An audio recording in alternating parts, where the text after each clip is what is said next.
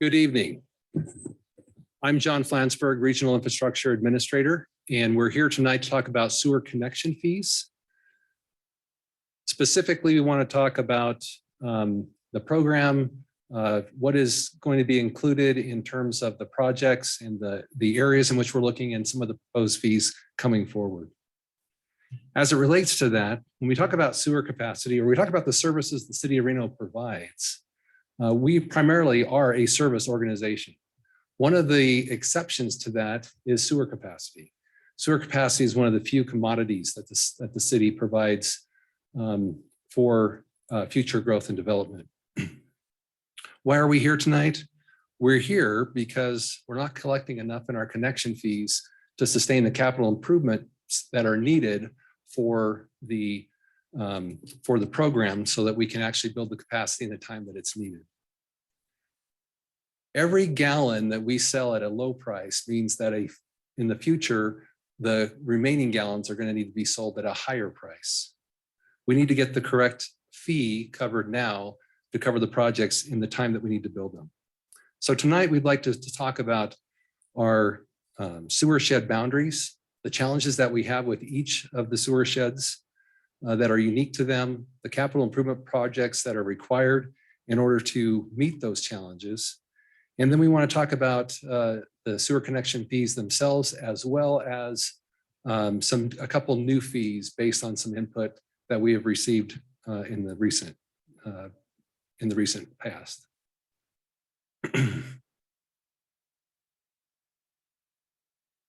Slide advance. So in a sewer fund, we have two revenue sources. We have the user fees. Those are paid quarterly by all of our utility users, our residents and businesses. And those are adjusted by our consumer price index. So they're indexed for inflation annually. And that pays for the maintenance and operation. It pays for the rehabilitation of the existing system, and it pays for the sewer treatment. We are not going to talk about those tonight. We are talking about the sewer connection fees. These are the fees that are paid for a one-time, the hookup, if you will, to our sewer collection system and the capacity in that system, as well as the wastewater treatment plants. We have not had a consumer price index for inflation on this fee since 2014. And again, this is what pays for capacity and growth. So again, what is the sewer connection fee? It is that one-time charge for a customer to make the connection to the sewer. Next, Lucas Tipton with Far West Engineering is going to discuss the process that they have gone through in their study and to get to the rates. But before I turn it over to Lucas, and not to prolong the discussion, we are looking at about a doubling of the sewer connection fee. So I just want to put that out there as we get started, and we'll talk about why it's going to be that much of an increase. Lucas?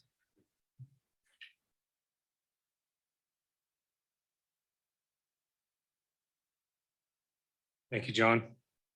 Far West last joined city staff in July of 2020 to present the results of and recommendations of our 2020 analysis to council.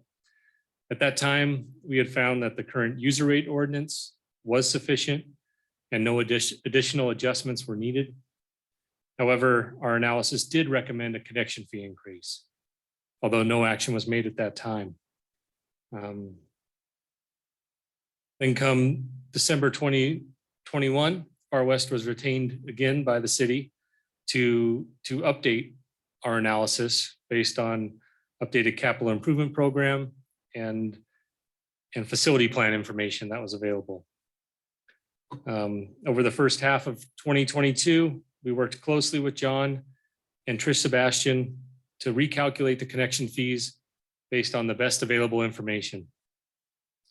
Our final report was issued in June of 2022. And then most recently, in preparation for this upcoming workshop and connection fee implementation, Far West updated the recommendations of our June 22 report to include adjustments for inflation. The recommended connection fee schedule you're going to see tonight includes an adjustment for inflation through September 2022, according to the Consumer Price Index, Urban Consumers West Region, or CPIU for short.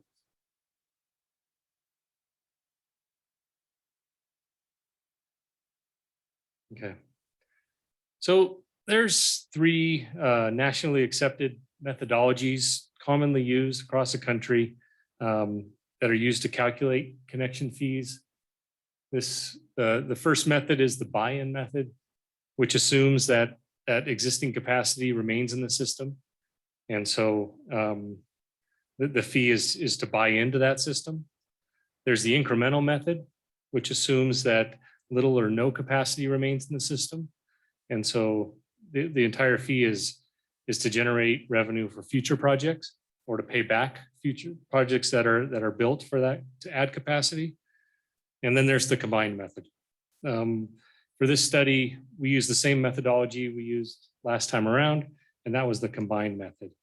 So in review, the combined method includes both an existing and a future cost basis, which accounts for past and future investments in system capacity.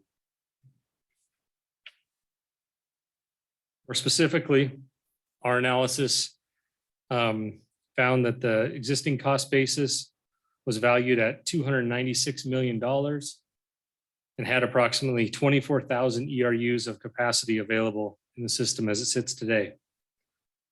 Our future cost basis was, or the projects that we're planning in the future per the 20-year CIP are going to add another 32,000 ERUs of capacity at an estimated total of $319 million. So in summary, that's 56,000 ERUs of capacity, which we expect to be available in the system over the next 20 years at a price tag of just over $600 million.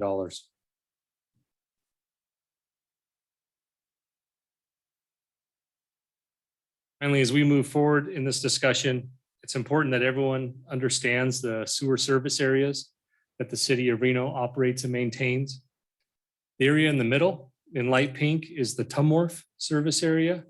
It's the largest service area the city maintains at just over 100,000 customers.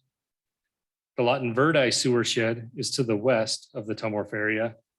And that area is fairly unique because it stands on its own for local sewer collection, but it has to utilize the TMWRF service area for additional sewer conveyance and ultimately treatment at the TMWRF facility. This condition plays a big role in how we calculate the connection fee for this sewer shed. And the third area served by the city is the Reno Stead or RSWRF service area, which is shown in blue at the north end of the figure.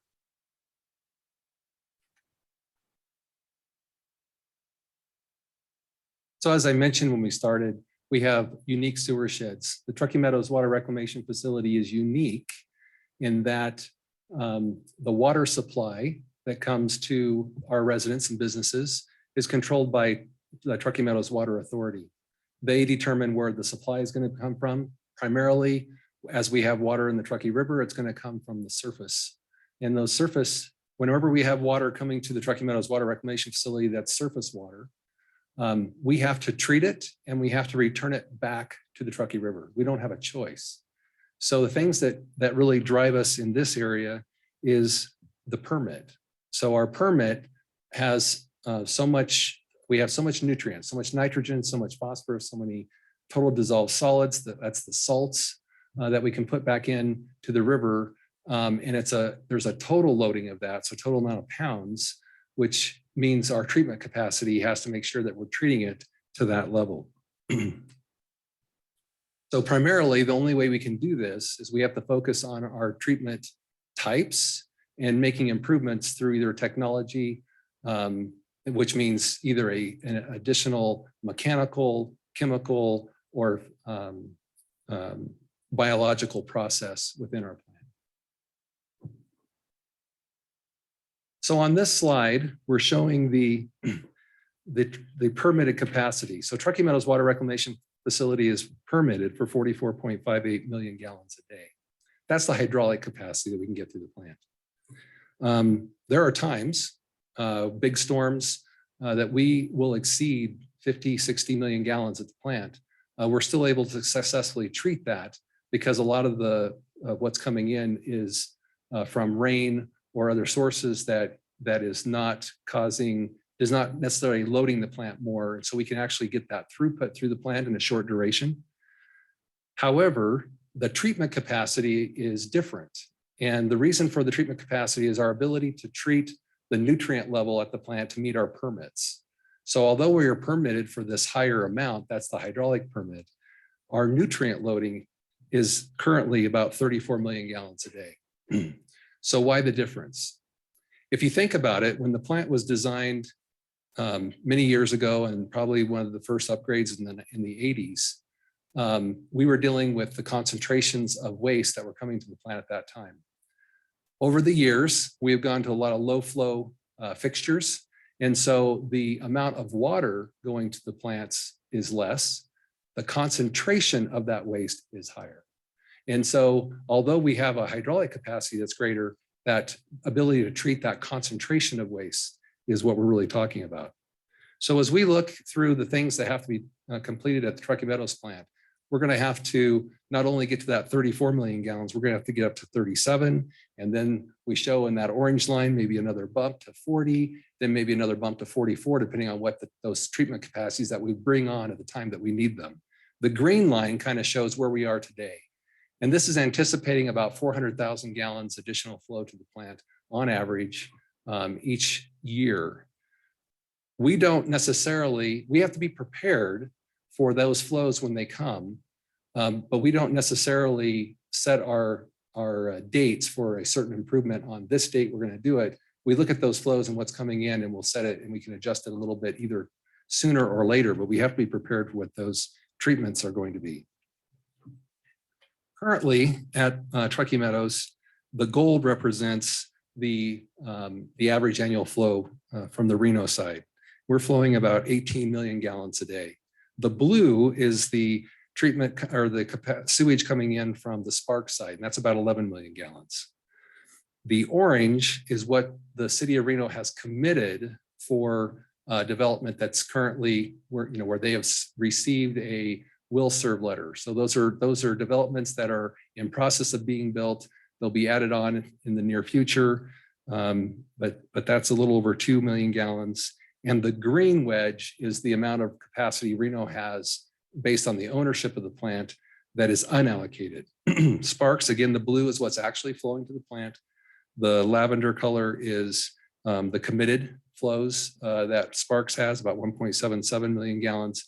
And the red is their remaining capacity. Again, this is at the permitted capacity of 44.58 million gallons. Sparks, it is important probably to separate how Reno does their committed capacity or committed flows versus Sparks.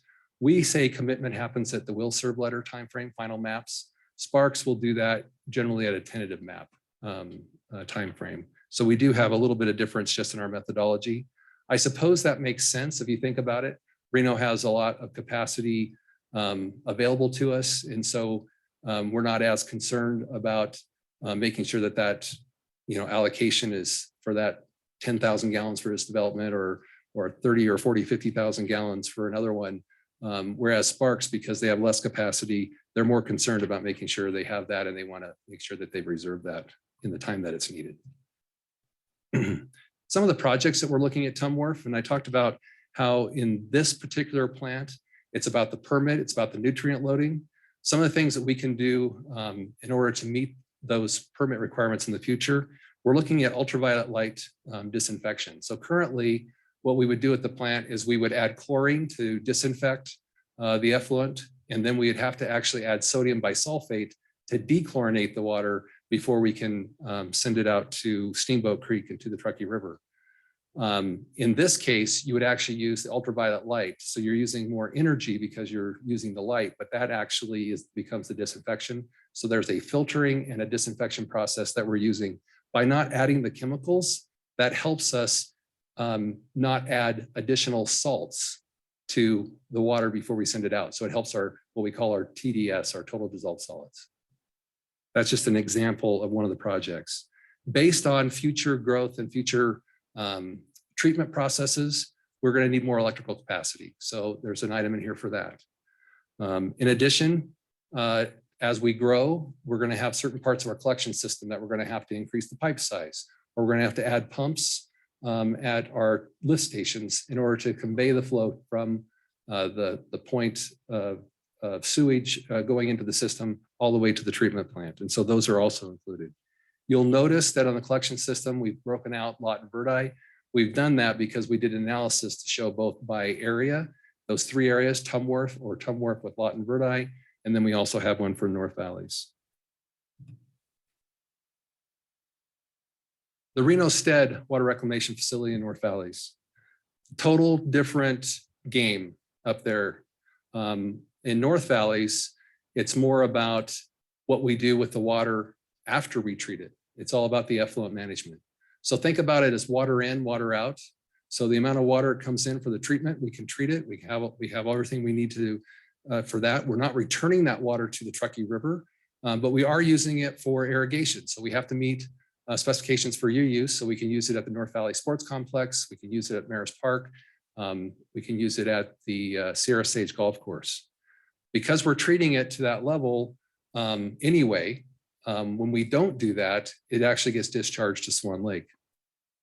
In the future, one of the things that's different about the North Valleys is the actual cost of water. So if you're developing the North Valleys, you know that the cost for potable water is very expensive.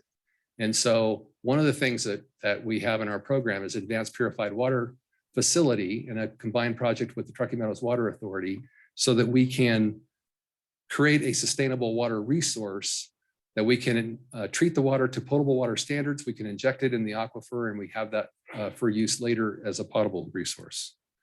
Again, as it relates to effluent management, one of the problems that we have is the flows that are coming to the plant during the summer is the time of highest demand for the reuse for irrigation. And so what we don't have is a wintertime water storage option.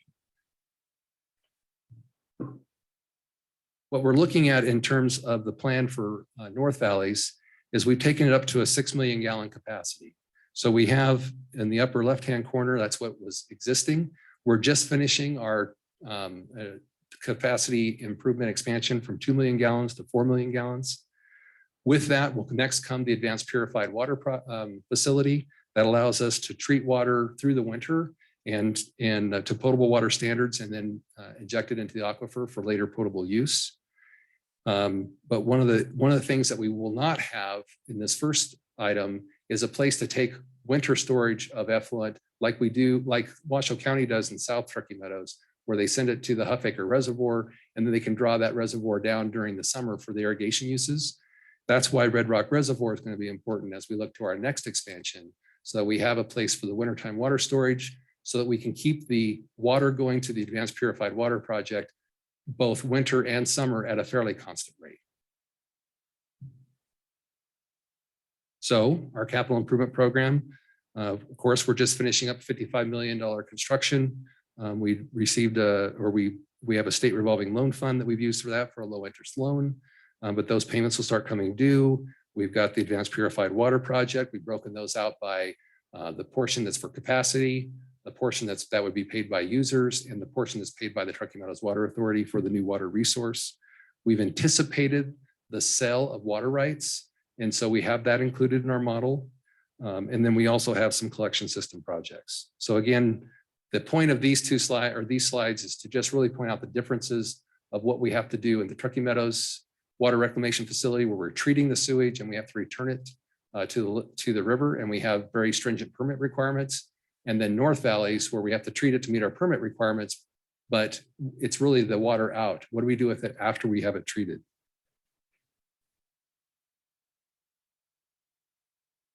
So currently, we've had the same fee for single family, multifamily. Well, all of our fees actually have been the same since 2014. October 1st, 2014 was the last increase. We have not had a CPI adjustment to those. And during that time, we've seen our average median home prices go from 240,000 to 575,000. Why do I include that in here? There's an argument, and we understand the argument, that raising fees is going to have an end result on raising the cost of the construction and to the home and to the end user. But during this period of time when we've had no fee increases, we've seen obviously large increases in home values. Obviously, that's due to supply. It's due to a lot of different things. And we're not saying that raising the fees isn't going to cause an increase, because we know it will. But I'm saying it's a lot less than what we've seen in how much the value of those homes have gone up during that time. So next, Luke is going to talk about how we calculate the fees. Yeah, so how are connection fees calculated? Simply put, connection fees are calculated by totaling all the costs associated with adding capacity to the system, and then dividing that sum by the total capacity it adds. The financial model we developed for this analysis, excuse me, was also able to identify the specific cost of each project, which adds capacity to the system, and apply that total to the future cost basis. While any portion of that project that was replacing capacity, those costs were associated with user rates. We also used engineering principles to determine the amount of remaining capacity that exists in an asset, and or the amount of capacity which added by a future project. And we used those principles to set the cost split used in the model. Additionally, the model was also capable of assigning each existing asset and future capital project to a sewer shed. So we're able to calculate a total cost basis for each sewer shed, in addition to calculating a basis for the entire system.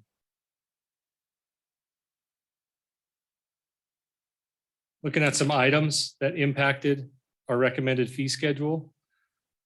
First was how much discharge one land use contributes to the sewer utility versus another. For that, we utilized a December 21 report completed by TMWRF, which evaluated the wintertime water use in single family and multifamily units. That's that table you see on the right there. And from that, you can see that multifamily used on average 85% of the water that a single family use did. And of interest there being wintertime water use, since no water is being used in the winter months for irrigation, wintertime water use is highly correlated with sewer discharge. So that relationship became the basis for setting the multifamily connection fee at 85% of the single family connection fee. We also used regional planning and historic permitting data to project when existing system capacity will run out and when additional capacity will be needed. In the past, engineering consultants have completed numerous facility planning efforts for the city to help guide the city on exactly what improvements need to be made in order to add that capacity. Those are the projects that are in the capital plan and that went into the model. And finally, we looked at numerous capital project and project funding scenarios to find the best alternative for the city. Ultimately, the city and the Far West project team settled on a scenario which included almost $30 million in project cost recovery associated with that American Flat ASR project that John mentioned previously. That condition reduced the total cost basis for the connection fees. Items or considerations which weren't not included in the model included any special funding sources such as grants. And we also did not include any unique programs like the Affordable Housing Connection Fee Reduction Program in our financial modeling.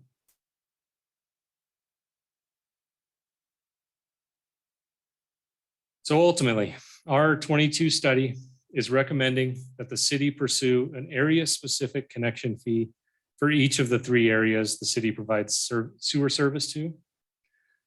These fees range from $11,906 in the RSWRF service area to $14,594 for the Lawton Verdi service area. Conversely, the single family fee would be $12,407 should the city pursue a uniform fee option. And as can be seen from the table, the multifamily fee is approximately 85% of the single family fee.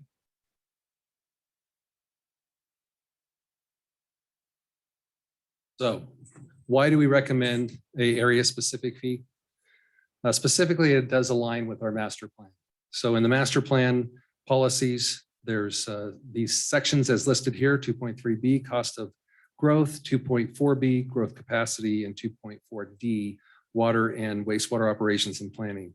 Primarily, the discussion has always been that we make sure that the growth that we have is paying, the impact of the fees are paying for that growth.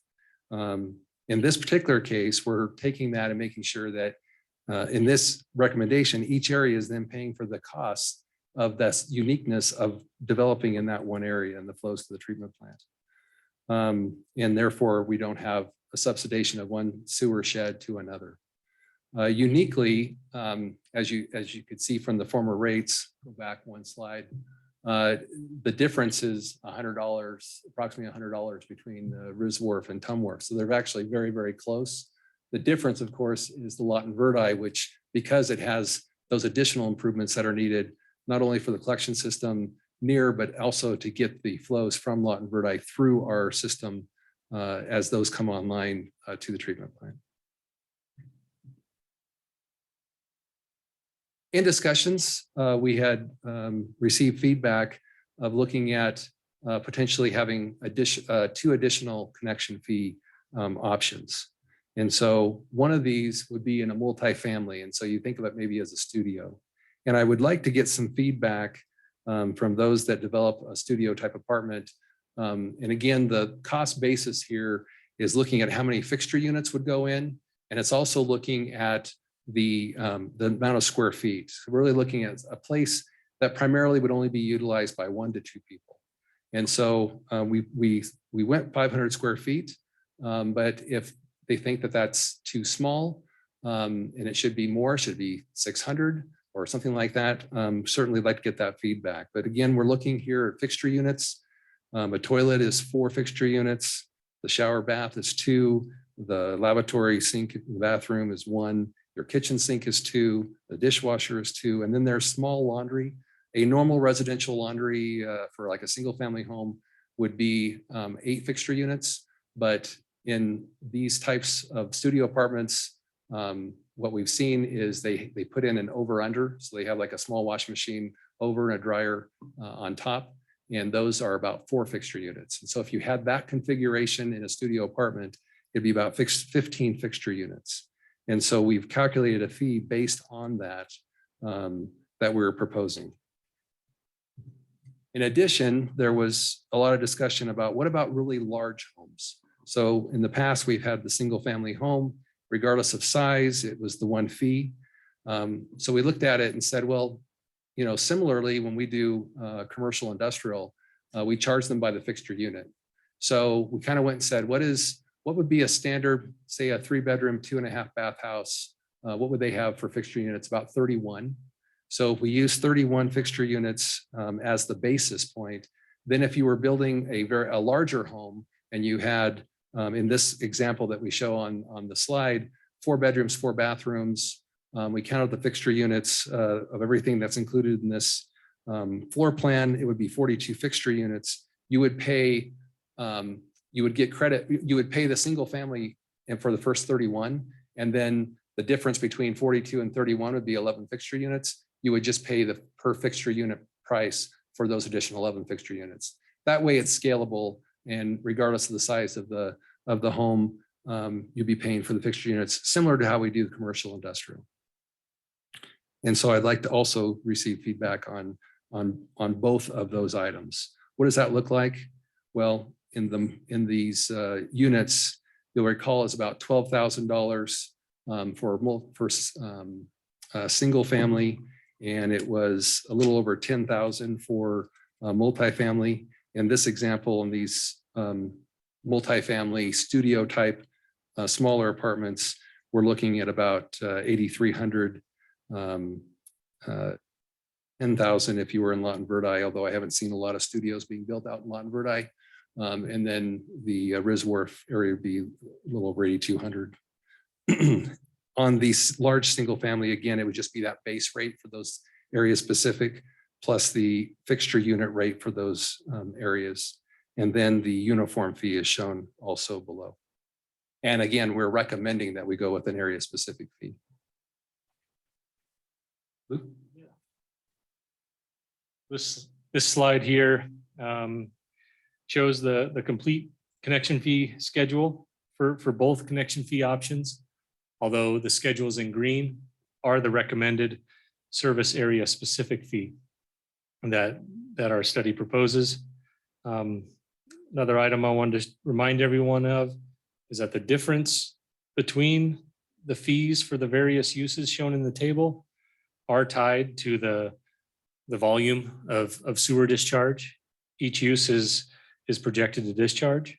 Those estimates are based on historical data like wintertime water use or projected fixture units. And then finally, you see the reference to the micro unit dwellings or the special units as John just walked you through, where those uses would pay the flat fee shown in the table, plus the commercial fixture unit fee at the bottom of the table for any fixture units above the 15 or 31 fixture unit threshold.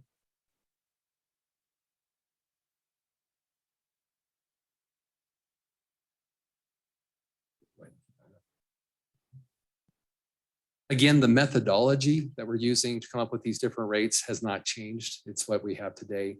We added the two different classifications. And we've also, but the mobile home and the other items that are in here are just the ones that are in place today. So this is just how it would affect the overall fee schedule. Okay. Well, that's not quite what I thought we'd have.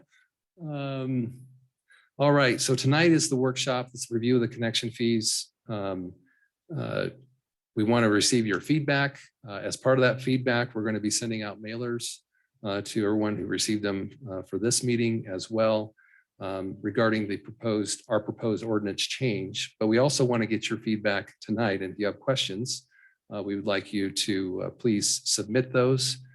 So in the audience, we have set up some microphones if there's any questions here.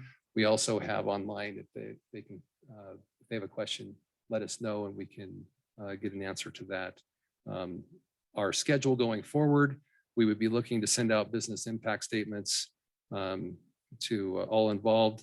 We'll have comments that will then close on those and give about 3 to 4 weeks. And then we would be bringing this to our city council on January 11th at their first January meeting for the business impact statement discussion and ordinance introduction. So with that, be happy to take any questions that anyone has on this topic.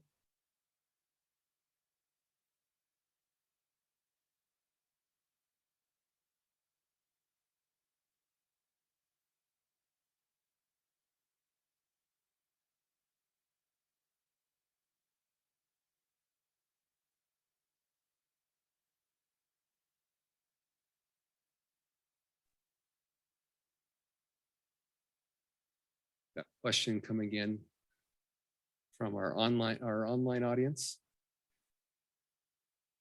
Yes. Yes, go ahead. Okay. This is Bob Listener. I'm with Lifestyle Homes, and I have 4 points just very quickly. First of all, we are going to support whatever you end up doing. You can count on that. Having said that, though, on the multifamily, That 84% includes all the studio units that you're going to remove. So it seems to me that the remaining units may well be at 100% of single family, or they might even be higher. And that kind of data, I think, would be available from TMWA, maybe. But I'm suggesting that maybe the rate for the larger multifamily should be higher if the smallest are lower. On the larger homes, I don't know if those larger homes have more people in them or not. So just a comment. The main thing I wanted to say is that for the homes we build, we would like to have a shot at that irrigation water before it grows alfalfa. If we had that water in our residential subdivisions, we could make a far nicer landscape habitat for the people that live there. More trees, more grass. And I just think that's more important for the people that are paying these fees than growing alfalfa. And thank you. Right. Thank you for the question. So on those, you could be very much right, Bob. We could be seeing, it depends on how many studios or what the influence of that, because we only have it broken out by multifamily. What we would anticipate doing is monitoring the wintertime water use and seeing what that looks like in a couple of years, or after we get some of those particular apartments in. What happens is we have multifamily apartments that are being built, and they're a mixture, right? You may have a few studios, you may have some 1, 2, even 3 bedrooms. And so our data isn't broken down by each apartment. It's really broken down by the unit, or the overall apartment unit. Sometimes they have multiple water meters, and often they will have a separate water meter for irrigation, but that's not always the case. So again, we use the wintertime water use. But that's a good point, and it's something that we definitely want to watch. You refer to North Valleys, and that you'd like a shot at the reuse water. That's why we see, as growth comes on and we have more development, the benefit of having a wintertime water storage option, which would be the Red Rock Reservoir. And so we see that project potentially coming on a little sooner, even before the 6 MGD or the expansion from 4 to 6 would occur. And it really kind of as we see development, we see the need out there, we would want to be able to provide that reuse option. That would be the reason for the reservoir. We think placing it where the Red Rock Reservoir is proposed to go makes a lot of sense, because it's around a lot of where the new development is going to occur. It also could have some benefit to Washoe County and the Cold Springs plant, that they may have also a benefit to be able to have wintertime water storage, which would convert over to reuse on their side in the Cold Springs area from the Reno Stead, the West Lemon Valley watershed. Thank you for the questions and appreciate your support.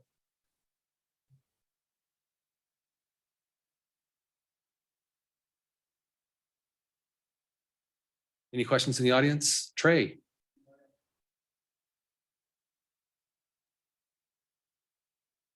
think it's live. You can pull it out of there if you want.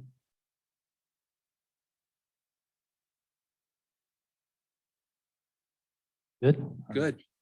All right. Thanks, John. For the record, Trey Abney representing NAIOP Northern Nevada. First of all, John, I appreciate you and city staff. You've always been willing to work with us in a transparent way, in a way to get ahead of the curve and let us know what's going on. So I appreciate that.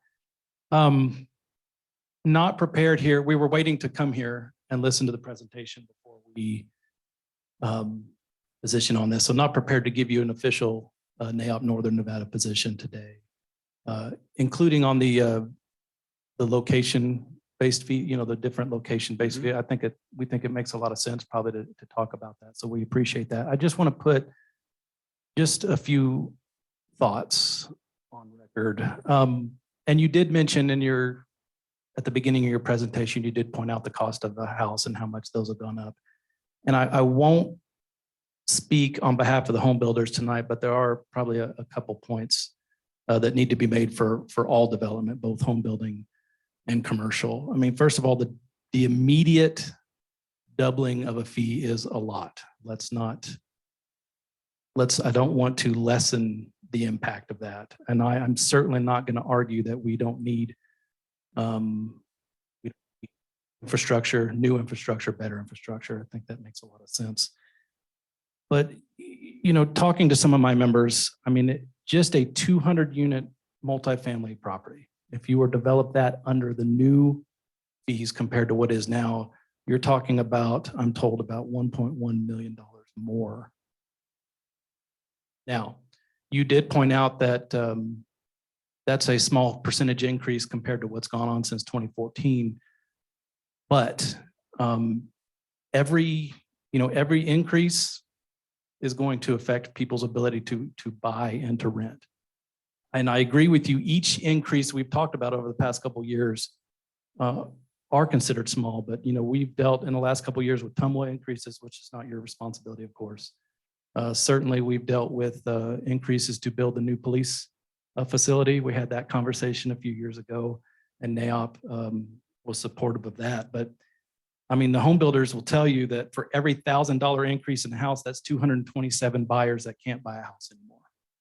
So I just want to, as we talk about these things, just put it down on a real people level. We talked about commercial fixtures earlier, which is what I should be mostly talking about here. I'm told that recently somebody, they put in a restaurant and they had to put in, of course, a commercial dishwasher. It's about 35 fixture units. If not 50. Yeah, that's right. And it cost them about $10,000.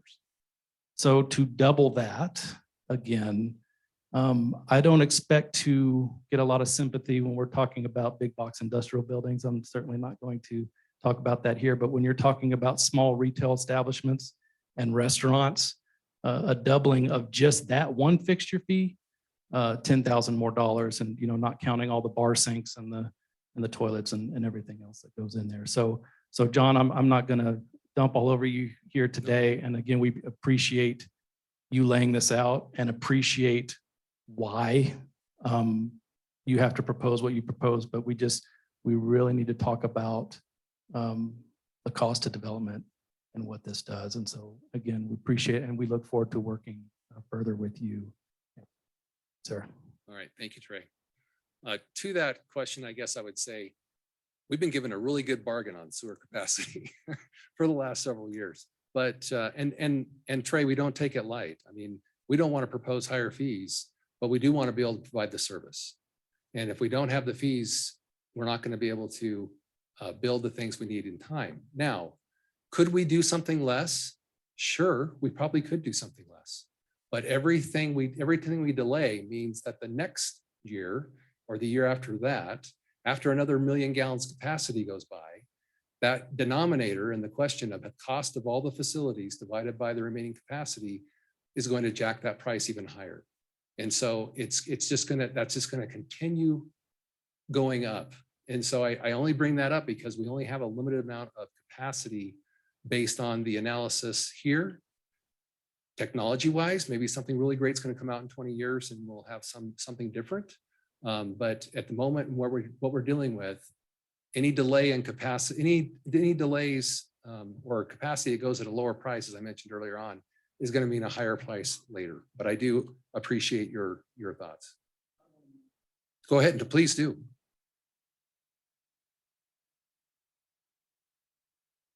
Thanks for letting me have a second bite of the apple. I guess 2 questions that came to mind. Was there ever any discussions of phasing this in a little bit and not doing it all in one fell swoop? And then 2, and then I'll shut up. Have we explored options with all the ARPA federal dollars and stuff sloshing around for different infrastructure needs? Can you talk about if we've explored options to pay for some of this stuff with those dollars? Thank you. Certainly. Okay, so I'll take the second question first. So ARPA funds, other grant opportunities. As was mentioned in the analysis, we have not included any grant awards. We don't have any grant awards that we can put towards it, so we haven't included those. It doesn't mean that we haven't been seeking grants. And so if we get some of our grants come in and it's a project that's not only a benefit to the users, but also to because we have the projects broken out percentage-wise, some of them are hybrid projects. If we do have that, then that would be a conversation that could also help. Phasing it in. Yes, we could phase it in. Remember though, you're not gonna be able to shoot out the target. You're gonna have to shoot where the target's going to be, right? So if we have today, the rate is this, if we phase it in and do something less, we're gonna have to make sure the trajectory hits it three years down the road or whatever that would look like. And now instead of 12,000, that may be 13, or it may be 13.5 or something higher. So it wouldn't be starting now and going someplace to where we have the rates in 3 years. We'd have to adjust that, but it's something we could look at. Any other questions? Anything online?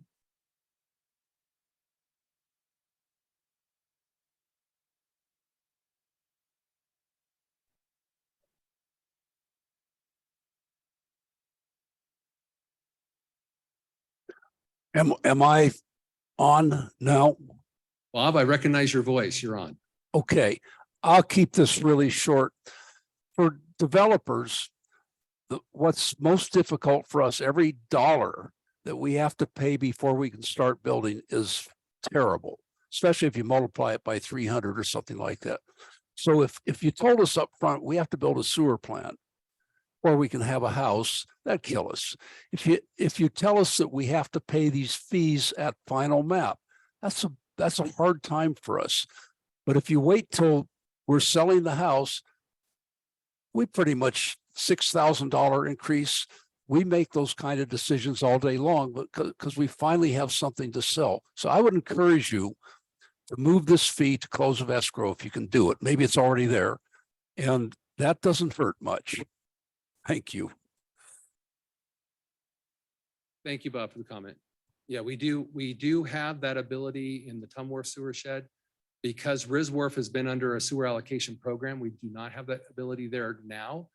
But once the effluent, again, water in, water out, once that water out solution, effluent solution is completed, and we open that up, we will no longer be under a sewer allocation program. And that does open up our ability to look at the fees. We already have it in our code, that ability to delay up to that you can delay to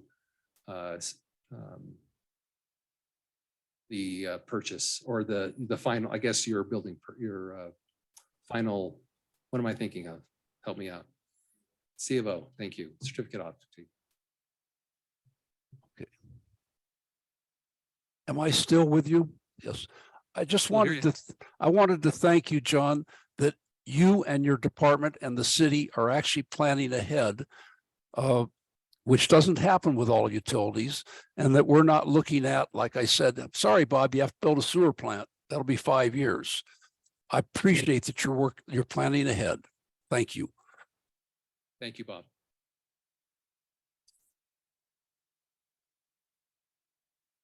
No more questions online? Okay, one question in the audience.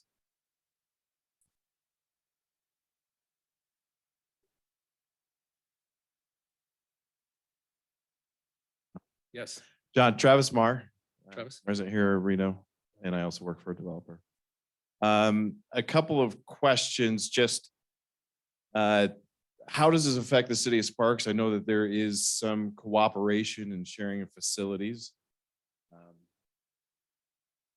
Okay, so the Truckee Meadows Water Reclamation Facility is a joint facility with City of Sparks, City of Reno. City of Reno owns 68.63%.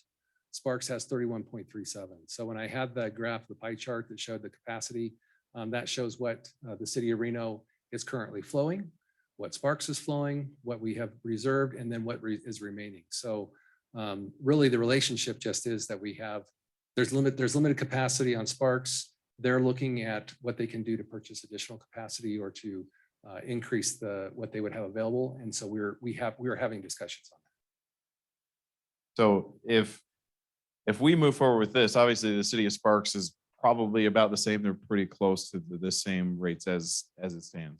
So our agreement is that City of Sparks operates and maintains the plant, and we pay the cost pro rata based on the actual flows going into the plant.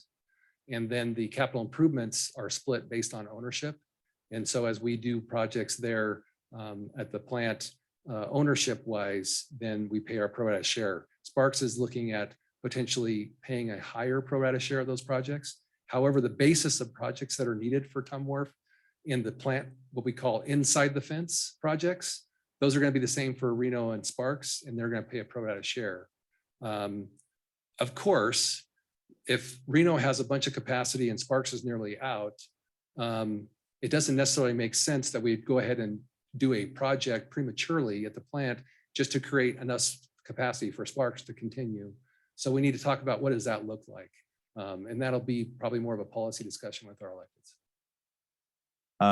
And then I did a quick survey of surrounding communities and also Las Vegas, because it's the whale and all of Nevada. And as far as I can tell, the proposed fees will put us well above anything that I can find, at least locally inside the county. I even into the California side of our small geographical area here. And that's one of my concerns, is that it puts us really kind of out of market compared to all of the surrounding communities. This, being at 6.8 is about where the highest I saw around. And then when we look at Las Vegas and Clark County, they're in the $2,000 a connection, which I understand is a different ecosystem, but it's also worth, because it is the player in Nevada and it's the second, we're the second largest metropolis. So great question.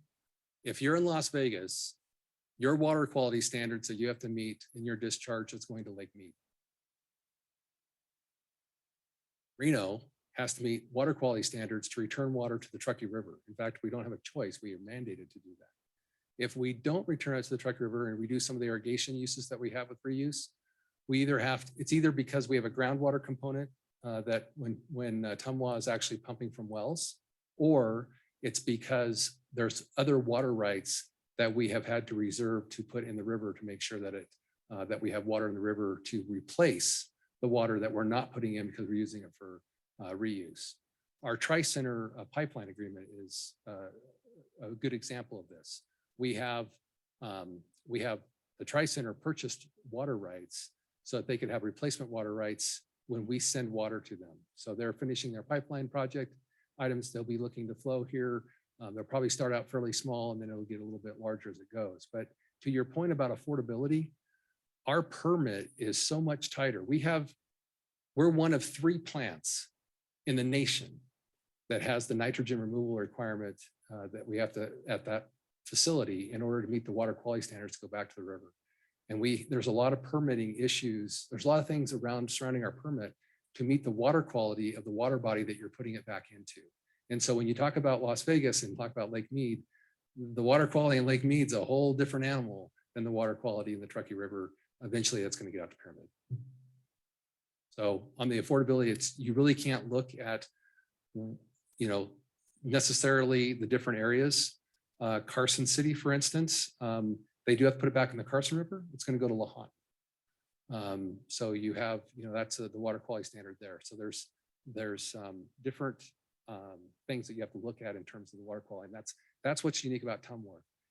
North Valley's RSWRF, the unique part is we have come up with some pretty elaborate effluent management, including the advanced purified water facility. The backside of that is we're creating a potable resource that's renewable, and we're going to get water right costs that offset, and we put those offsets in the rates. So I don't know if that fully answers your question. It's not that we're trying to gold plate a system or have something to that level. We're just trying to make sure that we can provide the service and give you the capacity you need, and that we don't get shut down by our regulator because we can't meet our permit requirements. Thank you, John. Thank you.